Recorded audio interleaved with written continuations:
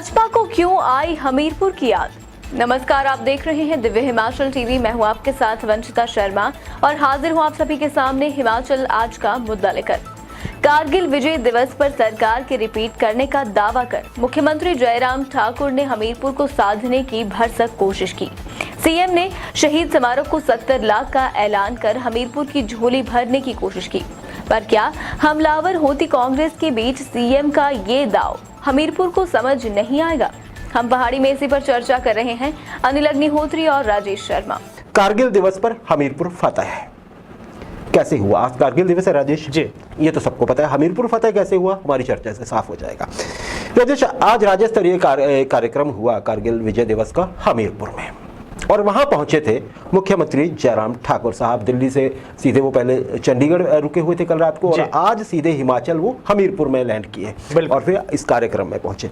कैसा रहा सब राजेश आज? बिल्कुल सही है। देखिए, सुबह 11:15 बजे मुख्यमंत्री जयराम ठाकुर हमीरपुर पहुंचे। फिर यहाँ राज्य स्तरीय समारोह कारगिल विजय दिवस का रखा गया था। टाउन हॉल में यह समारोह रखा गया था, और यहाँ पहुंचने पे शहीद जो मृदुल शर्मा पार्क अग्निहोत्री जी हमीरपुर में, वहां मुख्यमंत्री जयराम ठाकुर पहुंचे। नमन कारगिल के शहीदों को किया गया, जिसमें देश भर के शहीदों को उन्होंने नमन किया, और फिर खासकर हिमाचल के शहीदों को याद कर मुख्यमंत्री जयराम ठाकुर ने याद किया। तो सुबह ये कार्यक्रम शुरू हुआ, और साथ ही साथ अगर हम ये देखें तो मुख्यमंत्री जयराम ठाकुर ने यहाँ ऐलान, एक तरह से कई बड़ी घोषणाएं भी की। शिलान्यास यहाँ हुए, उद्घाटन भी मुख्यमंत्री जयराम ठाकुर ने सम्मानित भी कई परिवार यहाँ शहीदों के परिजनों को किया गया। जी राजेश, एक बहुत बड़ी घोषणा की मुख्यमंत्री ने, 70 लाख रुपए दिए जाएंगे शहीद स्मारक बनाने के लिए हमीरपुर में। पहले इसका एस्टिमेट थोड़ा कम था, शायद 56, अब 70 लाख ये मुख्यमंत्री ने कहा है। राजेश, ये कितना बड़ा एक तोहफा है हमीरपुर के लिए, और हमीरपुर के एक जो शहीद हैं या सैनिक हैं उनकी स्मृति के लिए राजेश, खासकर उस माहौल में जबकि आरोप लगते रहे हैं मौजूदा सरकार पे कि जी हमीरपुर से तो भेदभाव होता है। इवन विपक्षी दल ही आरोप लगा देता है, अगर कोई और ना लगाए तो। कैसे देखते हैं आप? बिल्कुल सही है। देखिए, शहीद स्मारक के लिए मुख्यमंत्री जयराम ठाकुर ने यहाँ ऐलान कर दिया अग्निहोत्री जी की 70 लाख रुपए की राशि प्रदेश सरकार इसके लिए दे रही है। और बड़ी महत्वपूर्ण चीज ये भी है कि जो शहीद मृदुल शर्मा पार्क है, इसके साथ ही साथ फिर ये शहीद स्मारक हमीरपुर में बनाया जाएगा। अब हमीरपुर की अनदेखी पे आते हैं, जिस तरह के आरोप विपक्षी लगाते रहते हैं सरकार के ऊपर।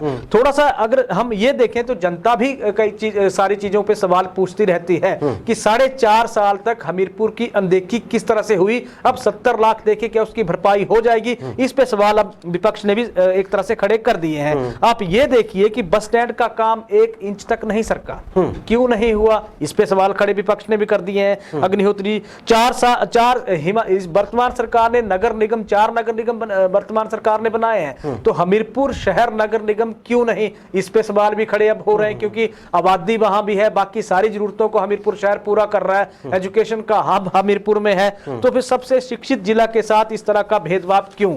ये भी सवाल खड़े हो रहे हैं। कई जिलों में मुख्यमंत्री जयराम ठाकुर ने, वर्तमान सरकार ने एसडीएम ऑफिस दिए, बीडीओ ऑफिस दिए, कई कॉलेजेस की घोषणा हुई, जल शक्ति और पीडब्ल्यूडी के मंडल उपमंडल सब कुछ दिया गया। हमीरपुर में कितने दिए गए, सवाल इस पे भी खड़े हो रहे हैं। तो इस तरह की कई और चीजें हैं जिस तरह का लोगों को रंज है, साथ ही साथ विपक्षी जो सवाल उठा रहे हैं वो सबसे बड़ी चुनौती अब वर्तमान दौर में सरकार के सामने चुनावी साल में खड़ी है। चुनावी साल में खड़ी है। हाँ, हालांकि देखिए, आज जिस तरह से राज्य स्तरीय कार्यक्रम हमीरपुर में रखा गया और आते ही मुख्यमंत्री ने घोषणा की वहां पे, बिल्कुल इससे एक चीज तो है, हमीरपुर की अगर मान लीजिए एक नब्ज पे हाथ तो रखा है मुख्यमंत्री ने। आज कारगिल दिवस पे एक तरह से हमीरपुर को फतेह करने का प्रयास हुआ, काफी हद तक सफल भी। हाँ, अब देखते हैं आने वाली, ऐसा उम्मीद जताई जा रही है कि आने वाली कुछ कैबिनेट की मीटिंग्स जो होंगी वहां पे शायद हमीरपुर की तरफ ध्यान ज्यादा होगा उस मीटिंग्स में, क्योंकि आजकल लोग राजेश बड़े जागरूक हो गए। वो मंत्रिमंडल की बैठक के बाद जो एक प्रेस नोट आता है ना, उसको ऑनलाइन आ जाता है, उसको गिनने लग पड़ते हैं पेन लेके कि किस जिला के लिए, किस जगह के लिए कितनी घोषणाएं हुई।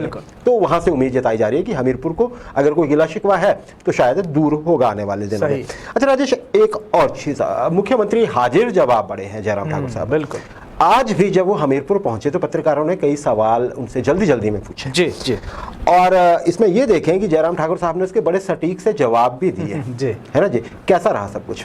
बिल्कुल सही है। देखिए मुख्यमंत्री से जब सवाल वहां किए गए तो बड़ी ही उन्होंने एक तरह से बेबाकी कह लीजिए, हाजिर जवाबी कह लीजिए, उन्होंने जवाब दिए वहां पे। उन्होंने पत्रकारों ने एक सवाल वहां किया कि कहा कि जिसमें भाजपा में ये कहा गया कि कहीं ना कहीं अंतर्कलह को एक तरह से निशाना बनाया गया। सवाल ये था कि रविंदर रवि और रमेश धवाला को लेकर सवाल इसमें पूछा गया कि वो पार्टी से एक तरह से किनारा कर रहे हैं। इस पे मुख्यमंत्री जयराम ठाकुर का अगर हम जवाब देखें तो बड़ा सटीक था अग्निहोत्री जी कि क्या रविंदर रवि चले गए हैं। इस तरह से उन्होंने एक तरह से पत्रकार से ही चुटकी वहां ले ली।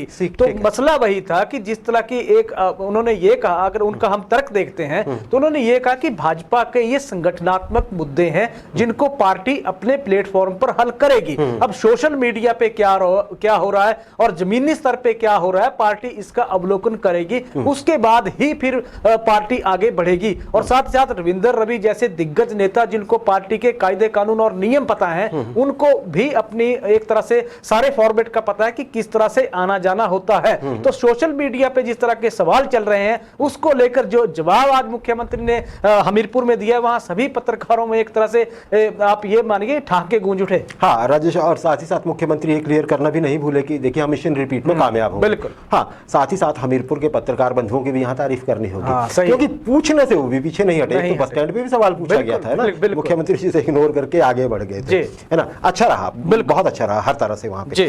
अच्छा राजेश, अब बात जरा कांग्रेस की कर लेते हैं। कांग्रेस आज फिर, हिमाचल के कांग्रेस नेता कार्यकर्ता आज फिर आक्रोश में दिखे, क्या मामला है?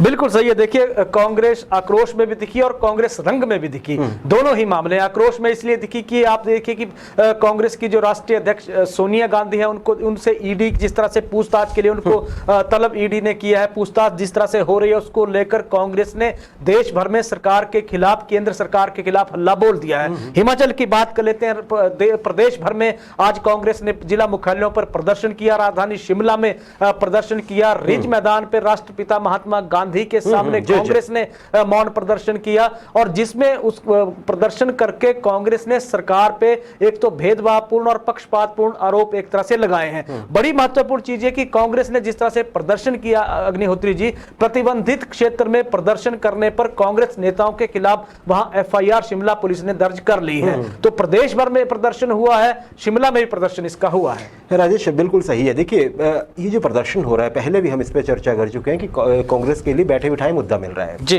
लेकिन इसके भी दो पहलू सामने आ रहे हैं राजेश। एक तो चलिए ये हिमाचल के नजरिए से देखें तो ये लग रहा है कि चुनावी माहौल है, माहौल बनेगा, फिजाएं गरमाएंगी, कांग्रेस को थोड़ा फायदा मिलेगा। लेकिन राजेश एक सवाल सीरियसली पूछा जाने लगा है और ये पॉलिटिकल पंडित भी बात करने लग पड़े हैं। वो पॉलिटिकल पंडित जो चाहते हैं कि पक्ष और विपक्ष लगभग बराबर होने चाहिए। तो आप समझिए वो हो सकता है थोड़े से सिंपैथाइजर कांग्रेस की तरफ हो। उनका ये मानना है कि ये जो लगातार सिर्फ सोनिया गांधी की पूछताछ पे जो इसको मसला बनाया जा रहा है ना जी, और बार बार ये सामने आके, इससे कहीं ऐसा भी हो रहा है, हो सकता है कुछ तो अपने कार्यकर्ताओं को, जनता को स्ट्रीमलाइन करने में आपको फायदा भी मिल रहा है। बिल्कुल। लेकिन एक चीज ये भी है कि कांग्रेस इससे एक जो शब्द कहा जाता है ना जी, वंशवाद है ना जी, उसके नजदीक खड़ी दिख रही है। बिल्कुल कि देखिए जी, आप सारी चीजें छोड़ के सिर्फ एक परिवार को बचाने की बात करें, हालांकि वो उनकी अध्यक्ष हैं, बिल्कुल है ना, कर सकते हैं, लेकिन ये संदेश इसलिए भी चला जा रहा है क्योंकि भाजपा दूसरी तरफ बिल्कुल कंट्रास्ट में खड़ी हो गई है कि वंशवाद चलेगा ही नहीं। बिल्कुल, आप इसे कैसे देखते हैं? बिल्कुल सही है। देखिए भाजपा इसको दो तरीके से देख रही है अग्निहोत्री जी। पहला ये कि कांग्रेस पे आरोप ये लगाया जा रहा है कि एक परिवार को बचाने के लिए पूरी पार्टी की बलि दी जा रही है, पूरी पार्टी को एक तरह से स्लीप पे टांग दिया गया है। एक तो बीजेपी ये कह रही है, दूसरा ये कह रही है कि जरा गुजरात के दंगों की पृष्ठभूमि में याद करिए, जब जो वर्तमान प्रधानमंत्री नरेंद्र मोदी जब गुजरात के मुख्यमंत्री होते थे तब उनको 18 घंटे पूछताछ के लिए तलब कर लिया जाता था। तब तो बीजेपी सड़कों पे नहीं उतरी, किसी ने विरोध नहीं किया, किसी ने सत्याग्रह नहीं किया। तो एक पहलू तो वो है। परिवारवाद की जहां तक बात है, हिमाचल प्रदेश की अगर हम बात करें तो परिवारवाद के कांग्रेस बहुत ज्यादा नजदीक रही है और प्रदेश में कांग्रेस को इसका फायदा भी मिला मिला है। परिवारवाद में कुछ चेहरों के नाम गिना रहा हूं, फटाफट मैं वही नोट कर पाया। बहुत सारे ऐसे चेहरे हैं जो परिवारवाद की सीढ़ी बनाकर सत्ता में आए, राजनीति में आए और चमके भी। आप थोड़ा सा उपचुनाव की पृष्ठभूमि याद कर लीजिए। फतेहपुर सुजान सिंह पठानिया के बेटे भवानी सिंह पठानिया वर्तमान विधायक हैं। पालमपुर से बिहारी लाल बुटेल के बेटे आशीष बुटेल कांग्रेस के विधायक हैं। दून के चौधरी लज्जाराम के बेटे राम कुमार चौधरी पूर्व विधायक हैं, ये कांग्रेस के विधायक रहे हैं। ज्वालामुखी से पंडित सुशील रतन के बेटे संजय रतन विधायक रह चुके हैं ज्वालामुखी विधानसभा हल्के के। नूरपुर से सत महाजन के बेटे अजय महाजन ज्वालामुखी से नूरपुर से विधायक रह चुके हैं कांग्रेस के लिए।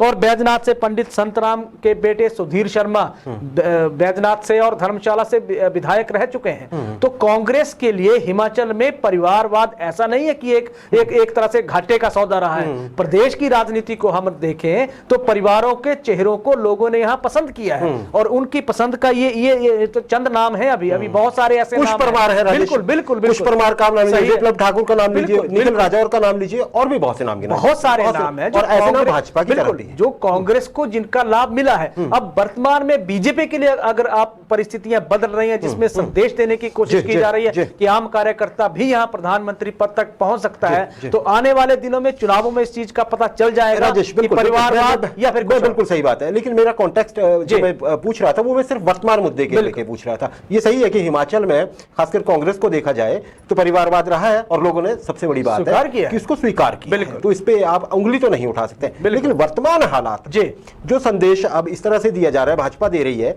कि देखिए जी हम परिवारवाद के बिल्कुल खिलाफ और एक पार्टी बाकी सब जनता को छोड़ छाड़ के अपनी अध्यक्ष के फेवर में, जबकि उनसे सिर्फ पूछताछ की जा रही है। सवाल ये भी है तो थोड़ा कांग्रेस को चिंतन करना चाहिए इस विषय में। अच्छा राजेश, मेरा अंतिम प्रश्न है मुकेश अग्निहोत्री साहब जी, अपनी चुटीली और आप ये कहिए कि बड़ी तीखी टिप्पणियों के लिए जो कि बड़ी आप ये समझिए कि काफी हद तक फैक्ट पे बेस्ड होती हैं। बिल्कुल। अब उनका नया बयान सामने आ गया, थोड़े थोड़े दिनों बाद एक बयान आता है उनका, उस पर चर्चा शुरू हो जाती है। अब उन्होंने कहा है कि सरकार जो है वो जनहित के मुद्दों पर चर्चा करने से भाग रही है। बहुत से ऐसे मसले हैं सरकार उनको एड्रेस ही नहीं करना चाहती है। हिमाचल सरकार की बात कर रहे हैं, बिल्कुल क्या कहेंगे आप? बिल्कुल सही है, बिल्कुल सही बात मुकेश अग्निहोत्री ने कही है। सीएलपी लीडर की अगर हम माने, महंगाई वर्तमान दौर का सबसे बड़ा मुद्दा है, सरकार कोई चर्चा नहीं कर रही है। बेरोजगारी 14 लाख बेरोजगार प्रदेश में है, सरकार कोई चर्चा नहीं कर रही है। पुलिस पेपर भर्ती घोटाले पे सरकार से जवाब देते नहीं बन रहा है, जिस तरह से मुकेश अग्निहोत्री सवाल खड़े कर रहे हैं। वो ये कह रहे हैं कि वर्तमान दौर में अगर हम देखते हैं तो कर्ज लेकर घी पीने वाली स्थिति भाजपा सरकार ने पैदा कर दी है। अग्निहोत्री जी, प्रदेश कर्जे में डूबा हुआ है, सरकार एक तरह से मौज मस्ती में डूब रही है। मुकेश अग्निहोत्री इस तरह के आरोप सरकार पे लगा रहे हैं। सार्थक चर्चा कहीं हो नहीं रही है। असली जो इशू जनता के साथ जुड़े हुए हैं उन इश्यूज पे सरकार कोई एक तरह से ना विजन सामने आ रहा है और ना ही कोई नीति और नियम सरकार तय कर रही है। वर्तमान दौर की उन्होंने बड़े और बहुत सारे एक उदाहरण उन्होंने दिए। अगर उन्होंने ये कहा है कि जो वर्तमान सरकार का एक तरह से जो कार्यकाल है अभी तक अगर हम देखते हैं तो प्रदेश को कर्ज में धकेलने के सिवाय कुछ नहीं हुआ है। जी राजेश, बिल्कुल सही कहा आपने, मुकेश अग्निहोत्री साहब ने ठीक कहा। लेकिन राजेश, एक बड़ी हैरानी की बात है, हिमाचल की जनता भी महंगाई के खिलाफ उठती हुई तो कहीं नहीं दिख रही है। बिल्कुल 1100 रुपए से ऊपर सिलेंडर है, सब्जियों के आप रेट देख लीजिए आजकल, बाकी सारी चीजें भी सही है। क्या जनता, ये बड़ी हैरानी की बात है कि कहीं ऐसा है कि जनता के ये समझ रही है कि ये ग्लोबल फिनोमिनन है या फिर किसी समय का इंतजार कर रही है। बाकी आगे बातें हम देखते रहेंगे सियासत में जो भी